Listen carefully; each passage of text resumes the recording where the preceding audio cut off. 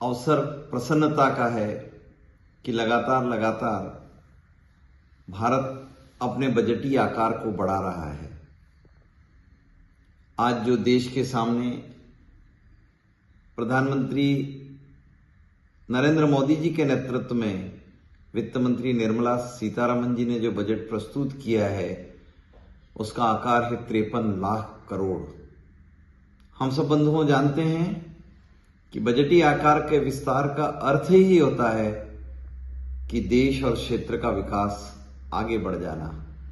और इसलिए मैं इस बजट को किसानों के लिए, बहनों के लिए, महिलाओं के लिए, युवा भाइयों के लिए, व्यापार और उद्योग के लिए, यानी हर वर्ग के लिए कोई संदेश ये बजट लेकर आया है। और वैश्विक इस उहापोह में आत्मनिर्भर भारत की श्रीवृद्धि का भी ये बजट है। और इसलिए अगर हम इसको बिंदुवार देखें तो ये पाएंगे कि देश के विकास के आधार, या यूं कहें कि 2047 का जो स्वर्णिम भारत है, जो विश्व का नेतृत्व करने वाला भारत है, उसको दिशा देने वाला यह बजट है। इसमें हम देख पा रहे हैं कि जैविक दवाओं के लिए और बड़े स्तर पर विश्व स्तरीय बायोफार्म विनिर्माण केंद्र की स्थापना, और इसमें बहुत बड़ी मात्रा में आकर्षण है। और हम समझते हैं कि आज जैविक दवाओं के बाजार पर हमारे नियंत्रण को ये बढ़ा पाएगा।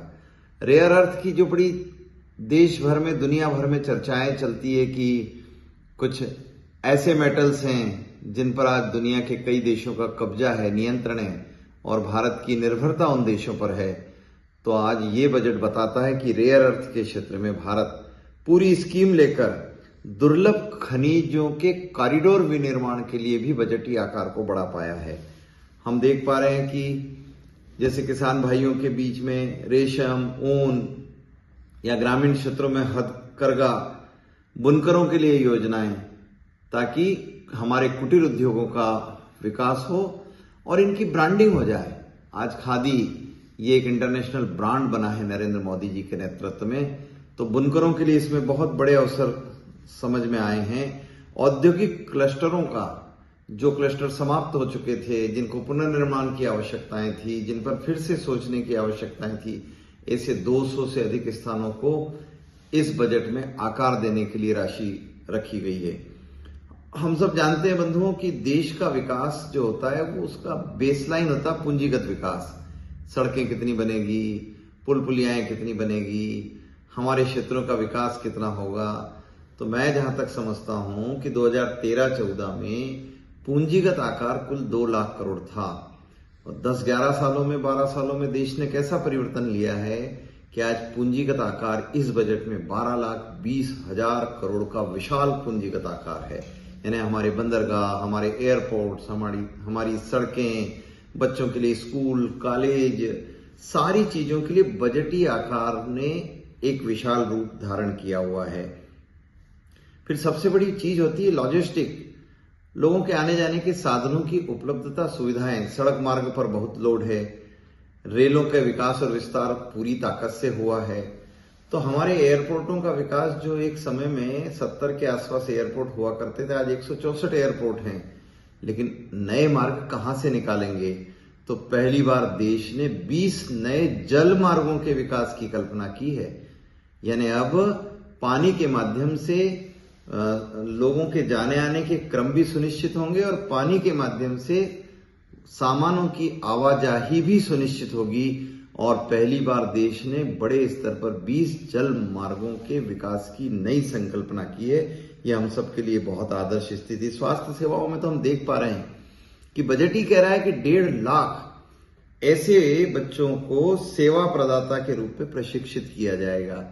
तो खेती किसानी का आधार होता है पशुपालन, तो पशुपालन में भी 20,000 से अधिक लोगों को प्रशिक्षित किया जाएगा, ये बजट बताता है। तो कई चीजें जिसमें हमारी निर्भरता दुनिया के बाजारों पर होती है, उसमें काजू हो जाता है, चंदन हो जाता है, आपका कोको हो जाता है, नारियल में हमारी निर्भरताएं बढ़ानी हैं, ऐसे कृषि उत्पादों की कई श्रेणियों को और इस विकास विस्तार के उसमें अवसर दिया है। मैं समझता हूं कि यह आजादी के बाद के श्रेष्ठ बजटों में एक है, जिसमें संपूर्ण रूप से हमारे बच्चों के लिए, नए युवाओं के लिए, जिसे हम जेन ज़ी कहते हैं, जिनका जो एनिमेशन पर, गेमिंग पर, कॉमिक्स पर इसको इंडस्ट्री के रूप में देखते हैं, उसमें भी 15,000 माध्यमिक विद्यालयों, 500 महाविद्यालयों में एवीजीसी कंटेंट क्रिएटर लैब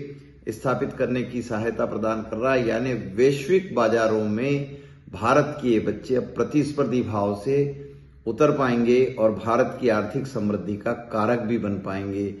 इस बजट में हर एक क्षेत्र में, हर एक स्तर पर और विचार किया गया है और मैं इस बजट की प्रशंसा करता हूं और आप सब जनता जनार्दन से आग्रह करता हूं कि भविष्य में बदलने वाला भारत, जिसमें आयुर्वेद के एम्स 3 स्थापित हो जाएंगे, ये दुनिया के लिए अच्छी खबरें लेकर आया है बजट।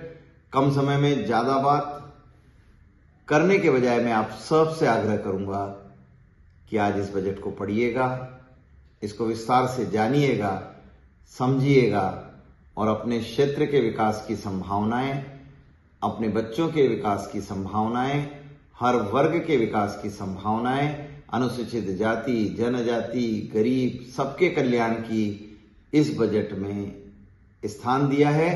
इसलिए हम सब आज प्रसन्न हैं। भारत माता की जय। वंदे मातरम।